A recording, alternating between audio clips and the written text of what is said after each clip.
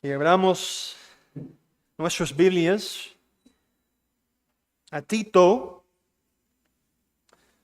capítulo 1, la epístola del apóstol San Pablo a Tito.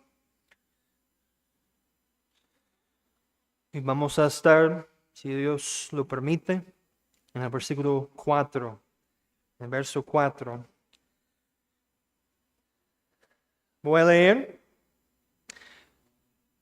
capítulo 1, versículos 1 al 4 ahora. Esta es la palabra del Señor. Pablo, siervo de Dios y apóstol de Jesucristo, conforme a la fe de los escogidos de Dios y el conocimiento de la verdad que es según la piedad, en la esperanza de la vida eterna, la cual Dios que no miente prometió desde antes del principio de los siglos, y a su debido tiempo manifestó su palabra por medio de la predicación que me fue encomendada por mandato de Dios nuestro Salvador. A Tito, verdadero hijo en la común fe, gracia, misericordia y paz de Dios Padre, del Señor Jesucristo, nuestro Salvador. La hierba se seca y la flor se cae, mas la palabra del Señor permanece para siempre. En este día del Señor, mis hermanos, vemos nuevamente la bondad y la clemencia de nuestro gran Dios que está en el cielo. Abrimos la palabra de Dios a Tito con corazones expectantes, llenos de fe, listos por la gracia de Dios para escuchar la palabra que se les predica. Hermanos, hagan lo que sea necesario hoy para asegurarse de escuchar la palabra de Dios. Si está cansado, no se duerma, póngase de pie atrás para poder escuchar la palabra. Niños, escuchen con intención. No se distraigan. Estos sermones también son para ustedes. Satanás no desea otra cosa que no sea que no escuchen la palabra de Dios hoy. Así que estamos ahora en el libro de Tito. Hasta ahora hemos tenido dos sermones introductorios. Hemos visto quién es Pablo, y él es siervo de Dios y apóstol de Jesucristo. Su misión, predicar para la fe de los elegidos, escogidos de Dios, con el fin de alcanzar la piedad. Su mensaje era la esperanza de la vida eterna, la cual Dios, que no miente, prometió desde antes del principio de los siglos, y sus medios, esa promesa ahora manifestada mediante la predicación por mandato de Dios nuestro Salvador.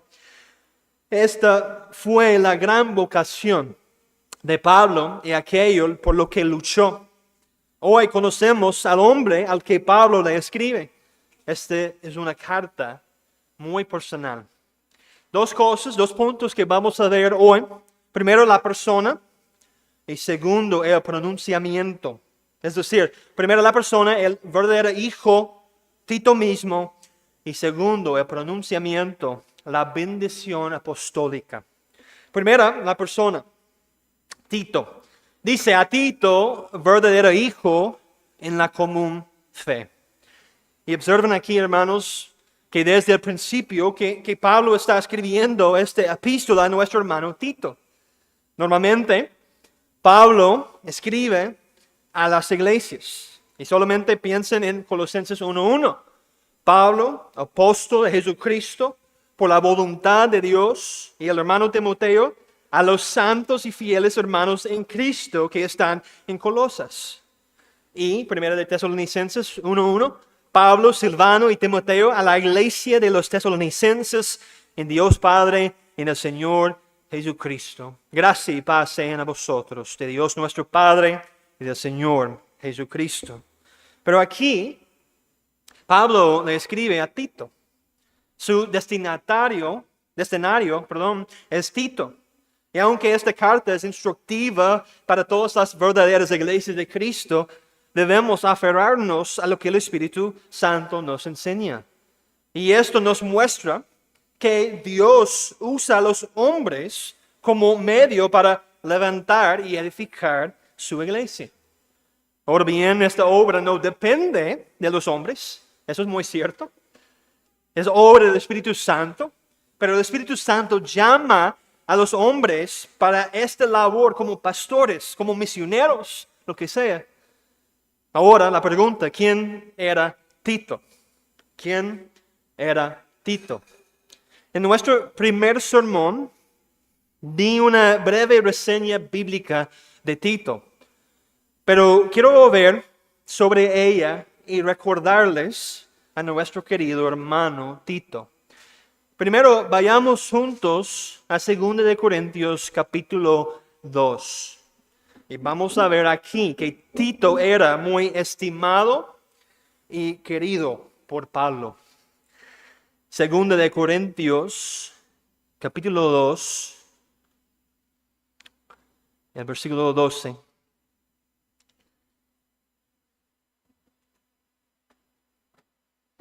Segundo de Corintios 2,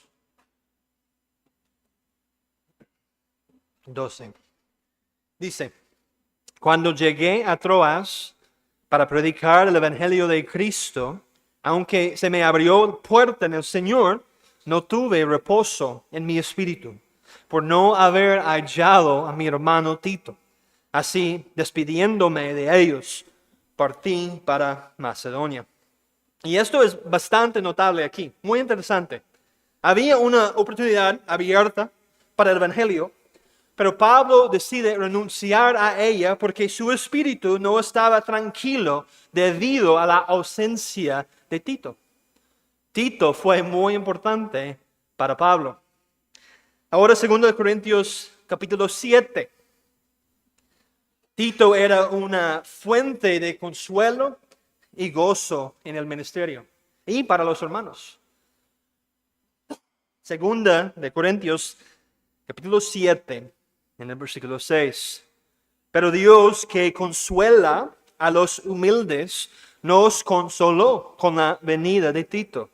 Y no solo con su venida, sino también con la consolación con que él había sido consolado en cuanto a vosotros, haciéndonos saber vuestro gran afecto, vuestro llanto, vuestra solicitud por mí, de manera que me regocijé aún más. Y ahora, versículo 13. Por esto hemos sido consolados en vuestra consolación, pero mucho más nos gozamos por el gozo de Tito, que haya sido confortado su espíritu por todos vosotros. Pues si de algo me he gloriado con él respecto de vosotros, no he sido avergonzado, sino que así como en todo os hemos hablado con verdad, también nuestro gloriarnos con Tito resultó verdad. Y su cariño para con vosotros es aún más abundante cuando se acuerda de la obediencia de todos vosotros, de cómo lo recibisteis con temor y temblor. Simplemente, mis hermanos, la presencia de Tito era reconfortante. ¿Alguna vez ha estado cerca usted de este tipo de persona? Su mera presencia le reconforta, le da consuelo. Hablan mucho de Cristo, ¿verdad? Reconfortan su corazón y su alma con las aguas vivas. Debemos recordar que Dios a menudo consuela a su pueblo a través de su pueblo. ¿Es su presencia, mi hermano o hermana, un consuelo para sus hermanos aquí en esta iglesia local? ¿Disfruta la gente estar con usted, deleitándose con su presencia? ¿O es difícil estar con usted? ¿Es usted siempre negativo o crítico en lugar de consolar y animar? Aquí una gran lección para el pueblo de Dios. Los hermanos fieles son muchas veces las manos del consuelo de Dios para los santos cansados. Y Tito era uno así. Ahora 2 de Corintios 8. Tercero, Tito amaba a la iglesia y tenía una responsabilidad muy importante. 2 de Corintios capítulo 8, los versos 16 al 23. 2 de Corintios 8, 16.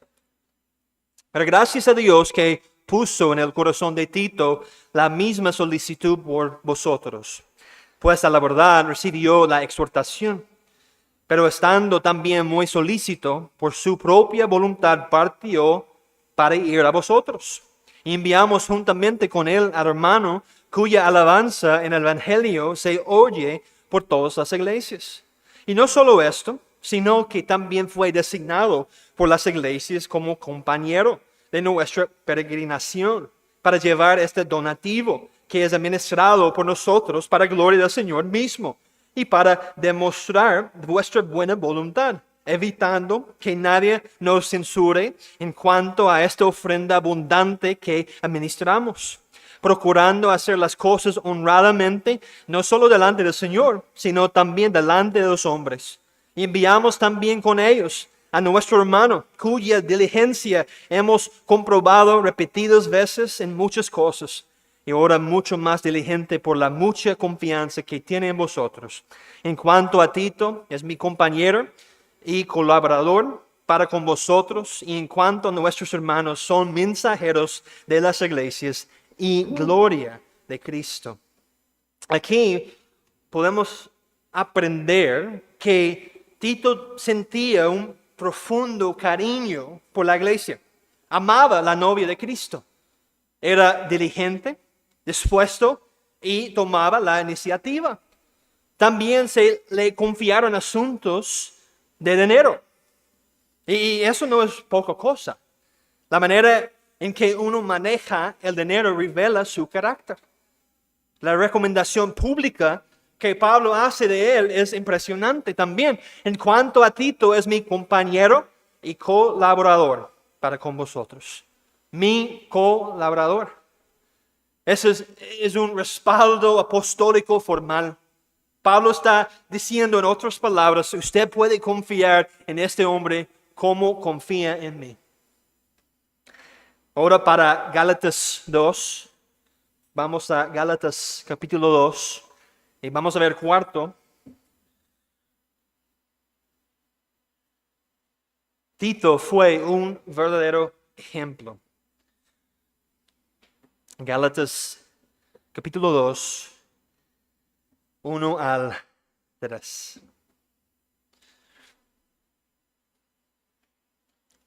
Gálatas 2, 1. Dice así. Después, pasados 14 años, subí otra vez a Jerusalén con Bernabé, llevando también conmigo a Tito. Pero subí según una revelación, y para no correr o haber corrido en vano, expuse en privado a los que tenían cierta reputación el evangelio que predico entre los gentiles. Mas ni aun Tito, que estaba conmigo con todo y ser griego, fue obligado a circuncidarse. En esencia, al no circuncidarse, aquí Tito estaba proclamando que la salvación es solo por la fe en Cristo Jesús.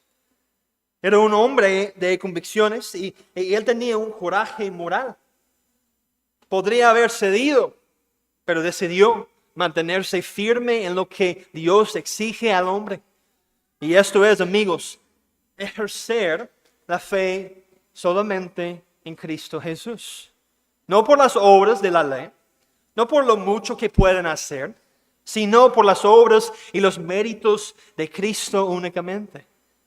Amigo mío, ¿puede usted decirlo con una conciencia tranquila? Que ha puesto su fe solo en Cristo y que Él es su única esperanza en la vida y en la muerte. Si confía en cualquier otra cosa que no sea Cristo, entonces no está salvado. Ponga su esperanza, toda su esperanza y confianza en Cristo Jesús. Y queridos hermanos, sigan descansando y creyendo y viviendo en Cristo Jesús. Sea ese mismo ejemplo de piedad para sus hermanos aquí en esta iglesia. Y finalmente, quinto, Tito era como un verdadero hijo para Pablo. Al volvernos ahora a Tito 1, vemos esto. A Tito, verdadero hijo en la común fe. Y Pablo escribe a nuestro hermano Tito y lo llamó un verdadero hijo en la común fe. Pablo ahora se dirige a Tito con la calidez de un padre, con un afecto espiritual profundo. Y note usted, aunque el vínculo que compartían no era natural, sí era real y profundo. No era que Tito fuera un hijo verdadero de Pablo en el sentido biológico, como si hubiera nacido de sus lomos. No, más bien se trata de una relación espiritual. Es muy probable que esto nos enseñe que Pablo fue el instrumento de la conversión de Tito. Que la predicación de Pablo fue usada poderosamente por Dios en la vida de Tito. Escuchen lo que dice Juan Gil. En este sentido, Tito era como su propio hijo, o un hijo verdadero, legítimo, un verdadero converso, alguien que realmente había nacido de nuevo, un creyente sincero, un israelita auténtico. Y Matthew Henry lo dice así: los ministros son padres espirituales de aquellos a quienes convierten y los tratarán y cuidarán con ternura y deben ser considerados responsables por ellos. Y aquí tenemos, mis hermanos, la palabra verdadero, la cual significa legítimamente nacido o engendrado conforme a derecho. Significa auténtico o genuino, quizás. Tito no era simplemente un discípulo de Pablo, sino un hijo verdadero en la fe, nacido del Espíritu y no de voluntad humana. Y esto se nos muestra con gran claridad. Pablo sentía un profundo amor y afecto por Tito.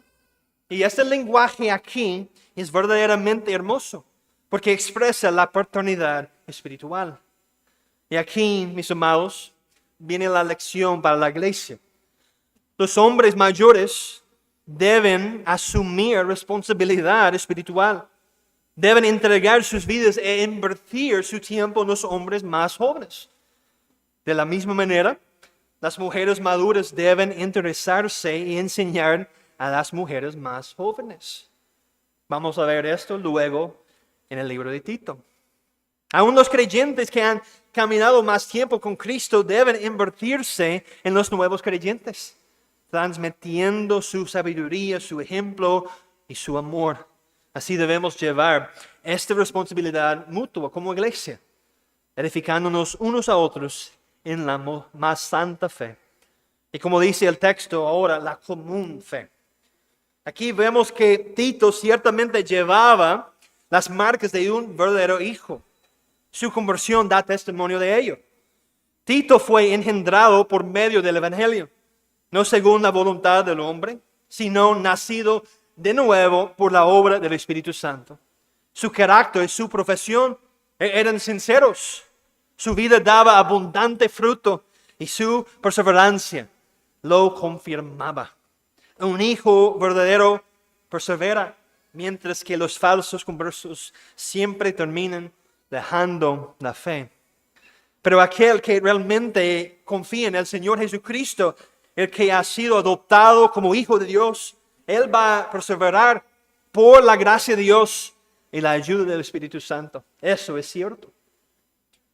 Es como dijo Spurgeon una vez: qué misericordia es cuando sabemos que muchos de nuestros convertidos son verdaderos hijos espirituales, en quienes la obra del arrepentimiento fue profunda y cuya profesión de fe fue sincera.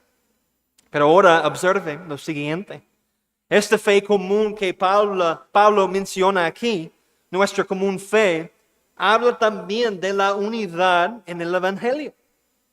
Pablo y Tito compartían el mismo Evangelio, el mismo Cristo, la misma doctrina. Tito era griego y Pablo un judío fariseo.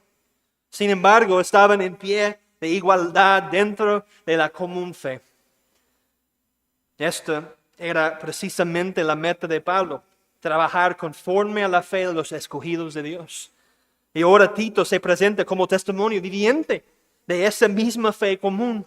Oh, cuánto deberíamos desear compartir esta fe común. Debemos recordar también, mis hermanos, que esta fe común une a los creyentes verdaderos en todo el mundo. No todos tienen que ser bautistas reformados para tener esta fe común. La compartimos con todo aquel que descansa únicamente en Cristo para su salvación. Esa es una lección que la iglesia debe aprender. Debemos buscar unidad en el Evangelio, aun con aquellos hermanos con quienes quizás tengamos pequeñas diferencias en las cosas doctrinales. Hermanos, no busquemos únicamente relacionarnos con los bautistas reformados, sino procuremos también tener comunión con quienes, aunque no estén de acuerdo con nosotros en todo, confiesen a Cristo como Señor y atesoran la palabra de Dios. Esto es sumamente importante para la salud espiritual de la iglesia. Busquen esto. Y aún aquí hay otra gran lección para los padres, los padres biológicos. Nosotros estamos llamados a impartir esta fe común a nuestros hijos, a predicarles el Evangelio y a criarlos en disciplina y amonestación del Señor. Ciertamente no queremos que nuestros hijos repitan nuestra fe de labios para afuera o que digan que creen en Jesús simplemente porque sus padres creen en Jesús. No queremos que abracen personalmente esta fe común, una fe real, viva y propia. Por eso debemos trabajar diligentemente, predicándoles el Evangelio de Cristo, teniendo devociones familiares, abriendo la palabra de Dios con ellos cada oportunidad que tengamos, porque estos son los medios que Dios suele usar para salvar a nuestros hijos. Nuestro objetivo, hermanos, debe ser presentarles al mismo Cristo, el mismo Evangelio y la misma santidad sin la cual nadie verá al Señor.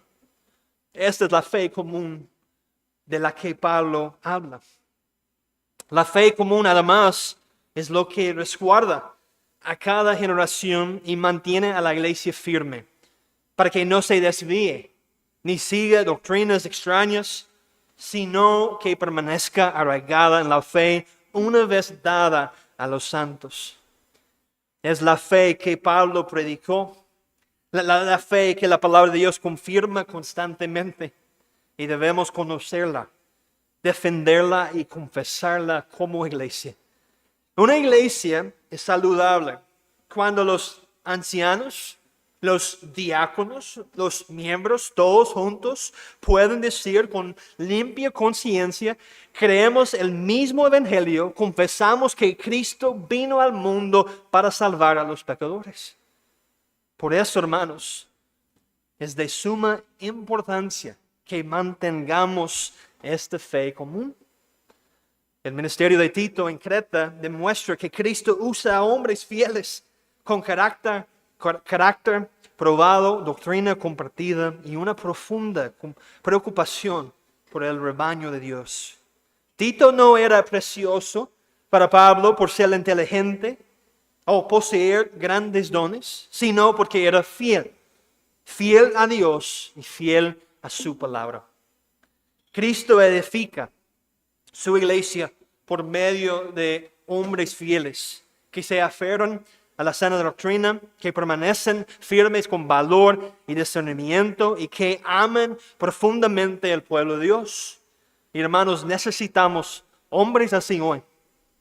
Iglesia, debemos orar al Señor para que levante hombres fieles como Tito, hombres que aman la verdad, sirven con humildad y velen con celo por las almas del rebaño.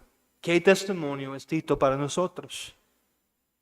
Ahora que hemos examinado en primer lugar la persona Tito, pasemos ahora a considerar en segundo lugar el pronunciamiento o la bendición apostólica. Ahí al final del versículo 4. Dice, Gracia, misericordia y paz de Dios Padre y del Señor Jesucristo, nuestro Salvador. Quizás aquí tenemos las palabras más bellas en este mundo. Gracia, misericordia y paz. A continuación, Pablo pasa a esa bendición apostólica. Y ante todo debemos notar que esto no es simplemente Pablo expresando sus mejores deseos o esperanzas, sino que él dirige a Tito y a nosotros hacia Dios el Padre, Dios el Hijo y Dios el Espíritu Santo. Esta bendición tiene su origen divino, procede de Dios, el Padre, el Señor y del Señor Jesucristo nuestro Salvador. Todas las bendiciones fluyen del Padre por medio del Hijo en el poder del Espíritu Santo. Y William Hendrickson escribe aquí: la gracia es el favor inmerecido de Dios obrando en el corazón de su Hijo. Es su amor perdonador y fortalecedor centrado en Cristo. La paz es la conciencia que tiene ese Hijo de haber sido reconciliado con Dios por medio de Cristo. La gracia es la fuente y la paz es el arroyo que fluye de esa fuente. Por lo tanto, no se trata de un simple saludo de cortesía. Es teología aplicada al corazón de un siervo de Dios, recordándole de dónde proviene su sostén y que solo Dios salva, preserva y sostiene a su pueblo. Aquí vemos al Padre y al Hijo obrando en nuestra salvación. Ambos son fuente de gracia salvadora y entendemos que no podemos dividir a las personas de la Trinidad. Los tres obran en perfecta armonía para guardarnos en esta gran salvación. Por eso este saludo es tan importante de entender. Note lo que Pablo dice primero. Primero, gracia, el manantial de toda bendición. Aquí en el original griego, la palabra es charis, que significa favor inmerecido o bondad gratuita. Y quisiera decirles algo. Escuché a un pastor predicar sobre este texto y definir gracia, misericordia y paz de una manera muy útil. Me ayudó tanto que en toda esta sección me apoyo en él, en los hombros de ese siervo del Señor. Y escuchen lo que dijo aquí. Dice: gracia es Dios por causa de Cristo, dándonos lo que no merecemos como un regalo. La gracia es el don gratuito de Dios. Y necesitamos entender que tiene dos aspectos principales. Primero, gracia justificante o gracia que justifica. Dios nos acredita la justicia perfecta de Cristo. Y eso significa, mis hermanos, que estamos ante Dios vestidos con la obediencia de Jesús, aceptados en el amado. Y esta gracia, mis hermanos, nunca cambia. Nuestra posición delante de un Dios santo no varía de un día a otro. No sube ni baja según nuestro desempeño. No depende de cuán bien obedezcamos, sino que descansa completamente en la obediencia, la obra y los méritos de Cristo Jesús. Hermano y mi hermana, usted necesita oír esto hoy. Usted está tan justificado hoy como en el día en el que creyó por primera vez. Y estará igual de justificado en el día del juicio final. Esto tiene una gran aplicación para nosotros. Tiene que comprender esta gracia como don gratuito de Dios nos libra de toda religión basada en el rendimiento. Nuestra aceptación delante de Dios no depende de si hoy obedecimos mejor que ayer, ni de si hoy sentimos que Él nos ama más. Nuestra aceptación está solo en Cristo Jesús. Debemos recordarlo cada día. Soy justo únicamente por Cristo, no por mí mismo. El orgullo puede aparecer cuando pensamos, Dios me mira con más favor porque he obedecido bien. Y el mismo orgullo puede empujarnos a la desesperación cuando caemos y pecamos. Pero debemos entender que la justicia perfecta de Cristo ha sido acreditada a nuestra cuenta por su obra, no por nuestro desempeño. Ahora, el segundo aspecto de gracia es la gracia santificadora o la gracia que santifica. Y lo que quiero decir aquí, mis hermanos, es que la gracia no solo nos declara justos, sino que nos fortalece para buscar la justicia o la santidad, para perseguir la santidad sin la cual nadie verá al Señor.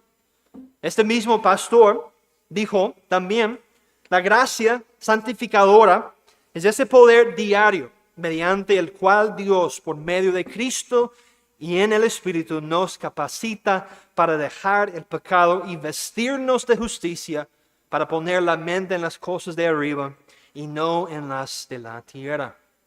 Tito había sido convertido, justificado.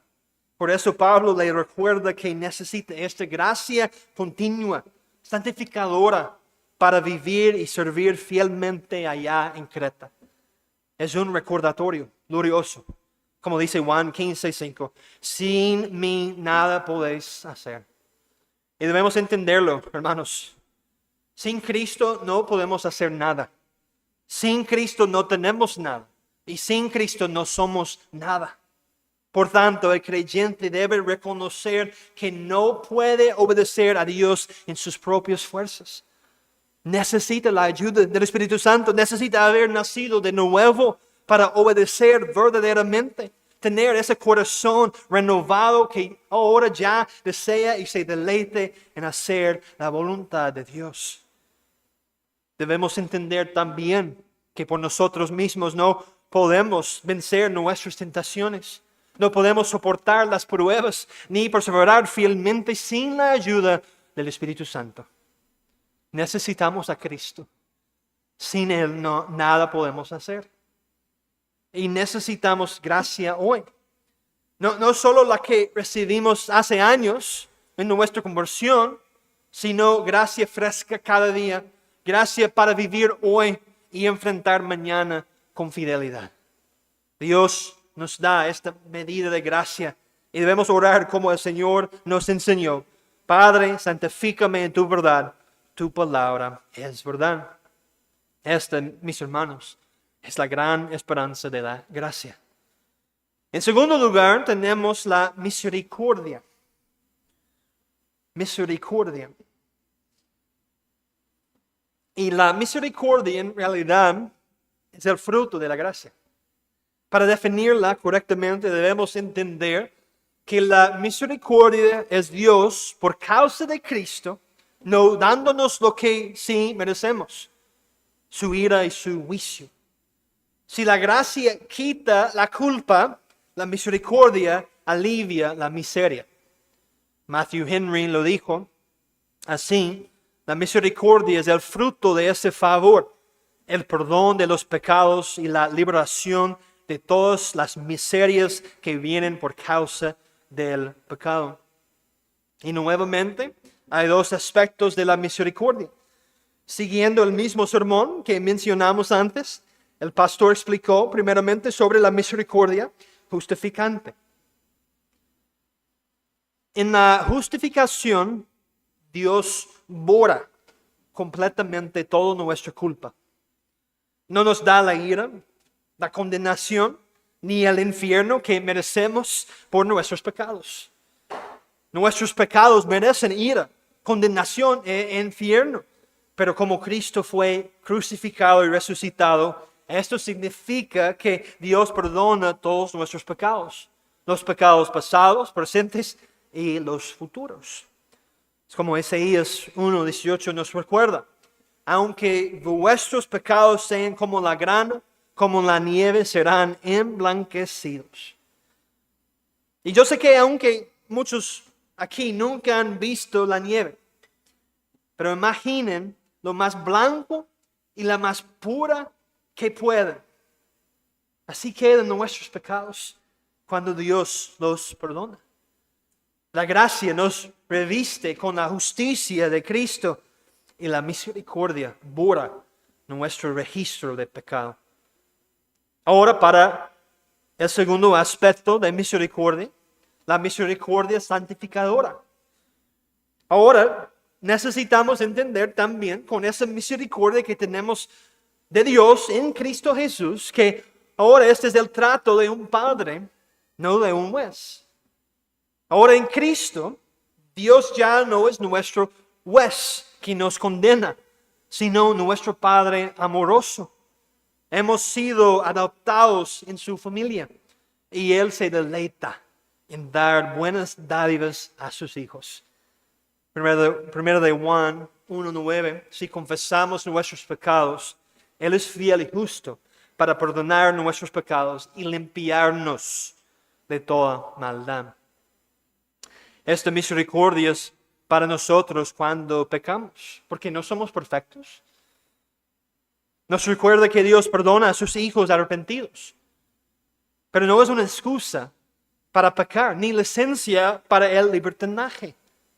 Es la remoción de la culpa paralizante para que podamos caminar de nuevo en fidelidad con una conciencia limpia.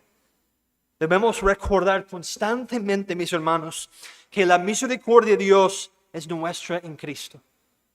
Habrá momentos en los que usted se siente demasiado sucio porque su pecado ha sido demasiado grande, pero debe correr a Dios en estos momentos. No espere. Satanás intentará mentirle y decirle, eres demasiado sucio, no puedes ir al trono de la gracia ahora. Tienes que esperar. Pero usted debe rechazar esa mentira y decir con fe, la gracia y la misericordia de Cristo son suficientes para mí, incluso cuando yo he pecado grandemente. Solo piense en David. David, cuando él pecó tan terriblemente, robando a la esposa de Urías, cometiendo adulterio, asesinato, codicia y quebrantando prácticamente todos los mandamientos de Dios. ¿Y qué hizo David? Fue de nuevo en arrepentimiento sincero, reconociendo, yo soy aquel hombre, y se humilló ante su Dios. El propósito de Dios cuando pecamos no es que permanezcamos revolcados en la culpa, sino que esa culpa nos lleve del inmediato a correr hacia Cristo. Dios se deleita en limpiar a sus hijos arrepentidos por causa de la obra perfecta de su Hijo. Por eso, pregúntese, ¿está usted cargando su pecado en silencio en lugar de confesarlo y correr a Dios por perdón? ¿Está usted esperando sentirse peor antes de acudir al Señor? Sea cual sea el pecado, confiese ahora, huye de él ahora y recibe la misericordia de Dios ahora. En resumen, la misericordia justificante significa que ya no queda ira. Y la misericordia santificadora significa que ya no hay barrera entre nosotros y Dios.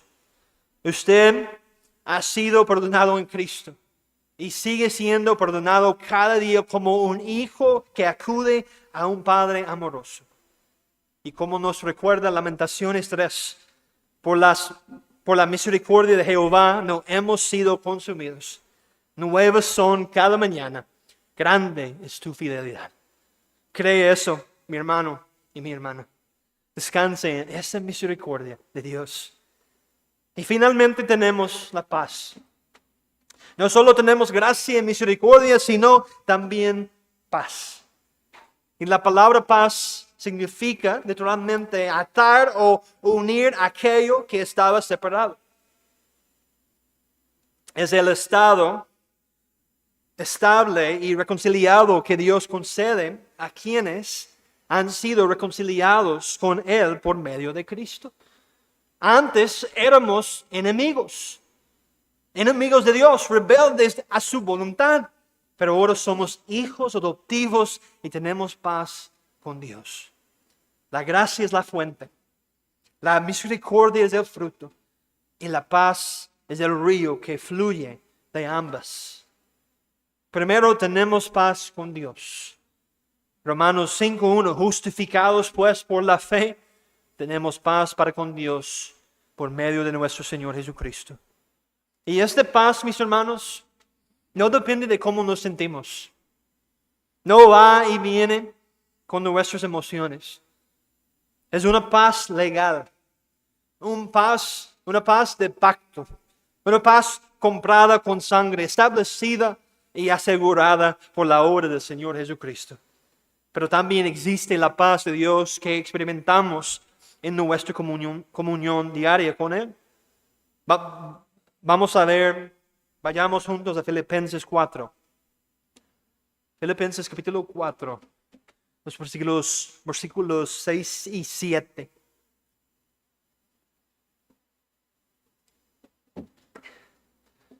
Filipenses 4. Yo quiero que veamos esto ahora.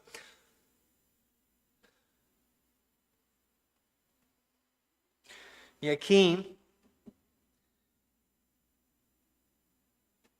el Espíritu Santo por medio de Pablo nos enseña: por nada estéis afanosos, sino sean conocidas vuestras peticiones delante de Dios en toda oración y ruego con acción de gracias.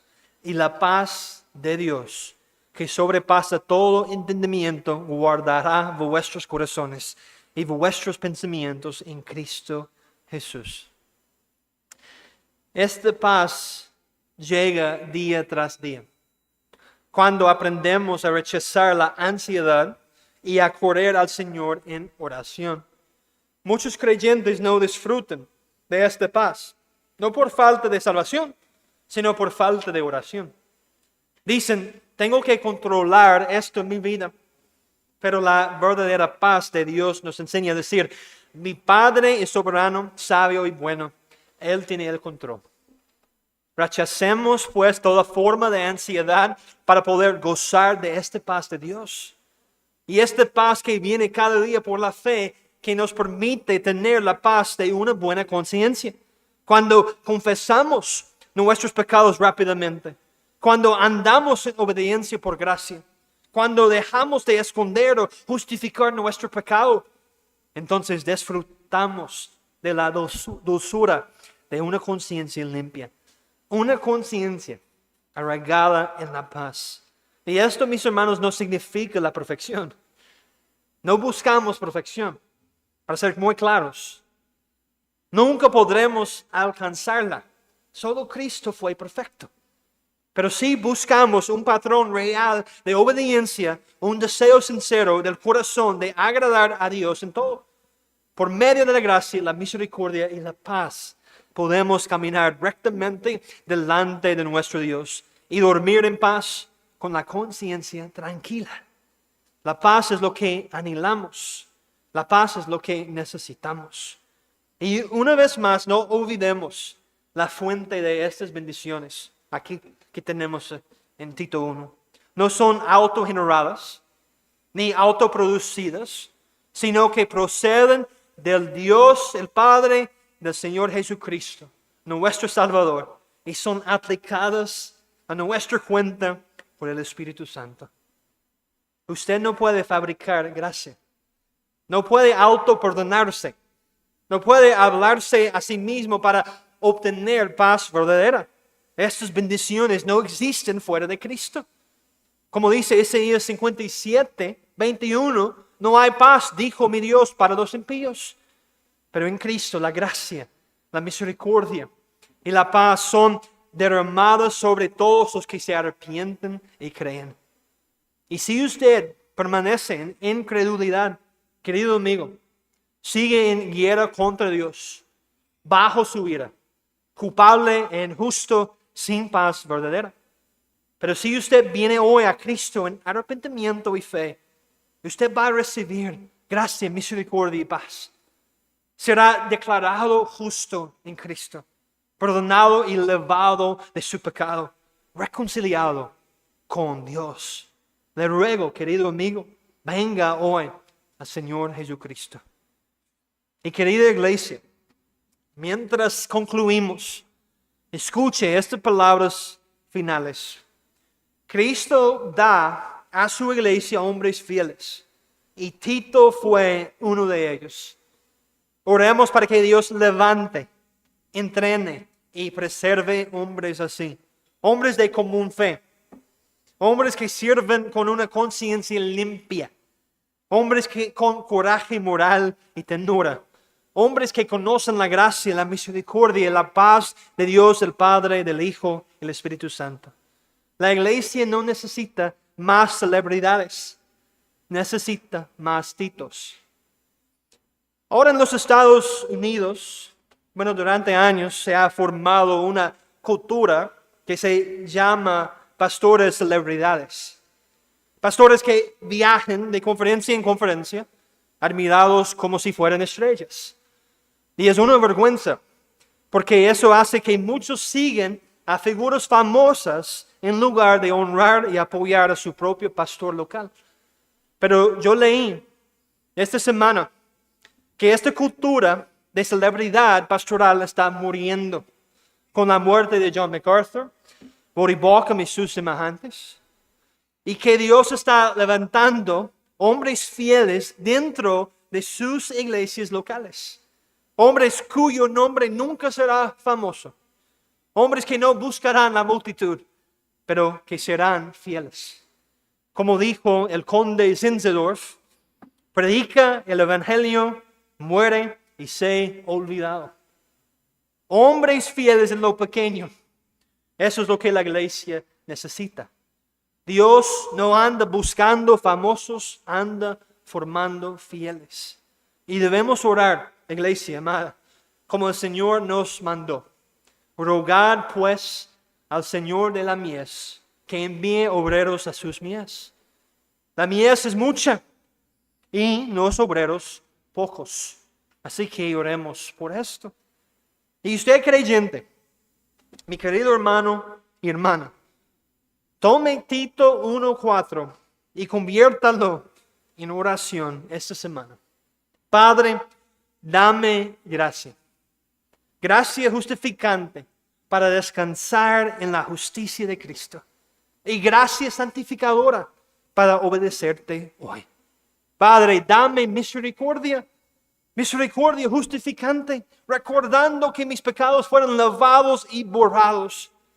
Y misericordia santificadora para correr a ti rápidamente cuando caigo en pecado.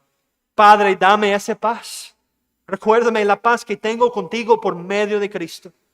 Y déjame saborear tu paz sobre mi ansiedad. Y guárdame en la paz de una conciencia limpia. Hermanos, así es como un cristiano sobrevive, crece y florece en esta vida. Por la gracia, la misericordia y la paz de Dios. Confiemos en la palabra de nuestro Dios. Que el Señor nos ayude. Oremos. Padre, te damos gracias. Gracias una vez más por tu gracia que nos justifica. Por tu misericordia que nos sostiene. Y por tu paz que guarda nuestros corazones. Haznos como Tito, fieles siervos tuyos para tu gloria. En el nombre de Cristo Jesús oramos.